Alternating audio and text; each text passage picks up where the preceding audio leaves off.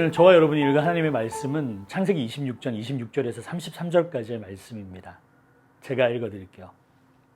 아비멜렉이 그 친구 아우삭과 군대 장관 비골과 더불어 그랄에서 이삭에게 온지라.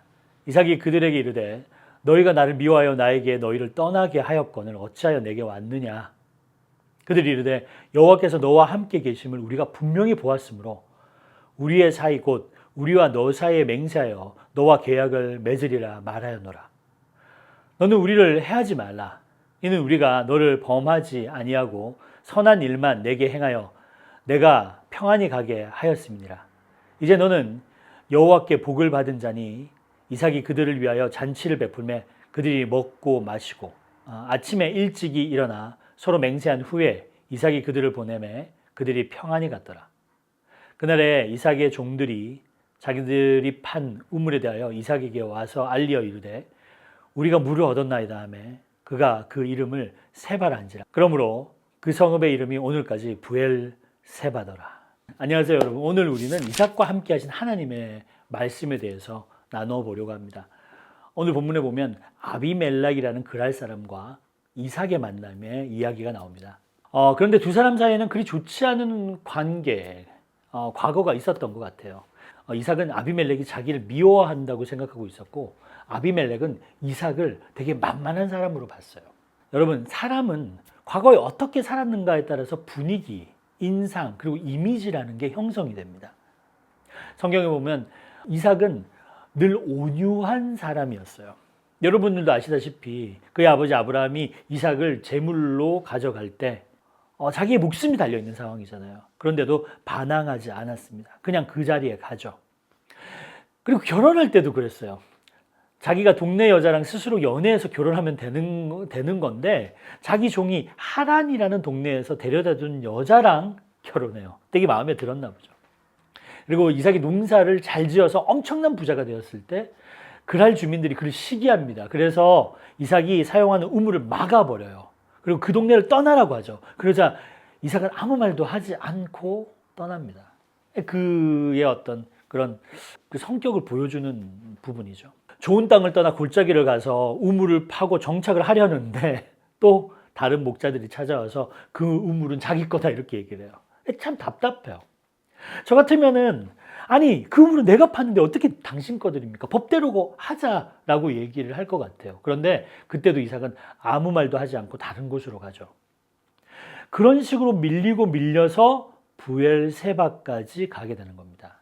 여러분, 남편이 물러터지면 누가 속이 타요? 아내가 속이 타죠. 리브가는 얼마나 그런 남편을 보면서 힘들었을까? 그리고 이삭을 주인으로 섬기는 종들은 얼마나 속이 상했을까? 여러분, 인생은 투쟁하며 목적을 가지고 막 싸워 나가야 되는 건데 이 팍팍한 경쟁 사회에서 늘 지는 것 같은 이삭을 보면서 얼마나 답답했을까? 저도 막 답답하더라고요. 그게 이삭의 이미지입니다. 뒤로 물러서고 소극적이고 착하기만 한 거예요. 그런데 어느 날 이 바보 같고 순둥이 같은 이삭에게 하나님께서 찾아오십니다. 창세기 26장 24절을 제가 읽어드릴게요. 그 밤에 여호와께서 그에게 나타나 이르시되 나는 내 아버지 아브라함의 하나님이니 두려워하지 말라. 내 종 아브라함을 위하여 내가 너와 함께 있어 내게 복을 주어 내 자손이 번성하게 하리라 하신지라. 아브라함과 함께 하신 하나님이 이삭과도 함께 하는 거예요. 부모와 함께한 하나님이 자녀와도 함께 한다면 이보다 더 좋은 일이 어디 있겠습니까? 여러분, 우리의 신앙의 대물림을 위해서 기도했으면 좋겠어요. 나의 하나님이 우리의 자녀의 하나님이 되게 하여 주시옵소서. 우리의 믿음이 우리의 후손에게 유산으로 물려지게 하여 주시옵소서. 하나님, 우리의 자녀들을 만나 주시옵소서. 하나님의 함께 하심은 여러분 사람이 똑똑하거나 바보 같거나 하는 것에 상관이 없습니다. 하나님은 아브라함과 함께 하셨던 그 언약을 이삭의 시대에도 여전히 지켜나가시는 거예요. 내가 너희와 함께 하겠다. 내가 너에게 복을 주겠다. 너는 복이 될지라. 여러분, 뭔가 자꾸 손해보는 것 같고 경쟁에 뒤처지는 것 같지만 하나님이 함께 하시는 사람이 힘있고 부유하고 절대 손해보지 않지만 하나님을 떠나 있는 사람보다 훨씬 더 능력이 있고 훨씬 더 잘 되고 그리고 그를 통해서 하나님이 역사하신다는 것을 여러분 믿으시길 바랍니다. 하나님이 함께 하시고 복을 주니까 시간이 흐르면서 반전이 생겨납니다.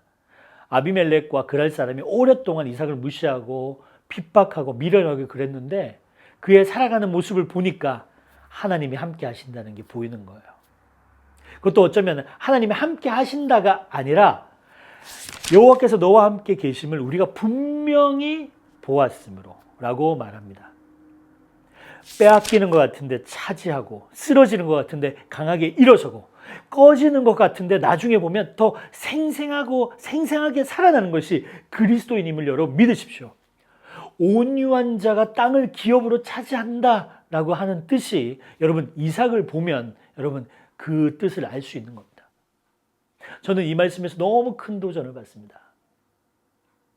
저는 하나님께서 우리와 함께 하신다는 사실을 추호의 흔들림이 없이 믿고 있어요. 저는 하나님께서 여러분과 함께 하신 줄도 믿습니다. 여러분도 그렇게 믿을 거고요. 그런데 문제는 다른 사람들이 봐도 그렇게 보이느냐라는 겁니다. 예수를 안 믿는 사람이 우리를 보면 하나님이 느껴지느냐는 겁니다. 우리가 날마다 하나님과 함께 하면 여러분 그렇게 될 줄 믿습니다. 왜냐하면 우리의 삶이, 우리가 그렇게 산 과거가 우리의 이미지와 형상을 만들어내기 때문입니다. 최근 들어 이웃이 교회를 미워하고 배척하는 문화가 생겨나고 있고요. 이제는 종교에 관심 없는 탈종교화 사회가 되어가고 있습니다. 사실 교회도 힘없고 말없이 당하는 경우도 있죠. 하지만 하나님이 우리와 함께 하시고 우리에게 복을 주시고 그리고 기독교의 본연의 모습을 되찾는다면요. 비크리스천 중에 이런 말을 많이 해요. 예수는 믿고 싶은데 교회는 다니기 싫어요 라고 하는 사람이 있습니다. 이 말의 중요한 의미가 뭐예요? 기독교의 본연의 모습을 교회가 되찾는다면, 이렇게 되면 세상 사람들이 우리를 통해서, 교회를 통해서 하나님을 발견하게 될 겁니다. 그러면 그런 얘기가 나오지 않겠죠. 그러면 아비멜렉이 이삭을 찾아온 것처럼 세상 사람들이 성도를 찾아오게 되는 거죠. 사실 크리스천들이 복음을 전하는 가장 강력한 방법은요, 그들과 싸우는 게 아니에요. 그들이 우리와 함께 하시는 하나님을 발견하고 찾아오게 하는 거죠. 그것이 가장 강력한 선교의 방법이라는 것을 여러분 믿으시길 바랍니다. 팀 켈러 목사님은 이런 말씀을 하신 적이 있어요. 세상 속에서 하나님을 보여주는 가장 강력한 방식은 어려움 속에서 그분과 동행하는 삶입니다. 위대한 크리스천 작가인 C.S. 루이스는 고통의 문제라는 책에서 이렇게 적어 놓았습니다. 고통은 하나님께서 세상에 말씀하시는 메가폰이다. 그것은 귀머거리 세상을 깨우는 도구이다.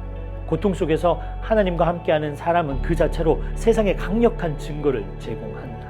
여러분, 지금 대한민국은 대통령의 리더십의 부재라는 고통의 문제를 맞이하고 있습니다. 분노와 어려움 속에서 세상은 귀머거리가 되어가고 있죠.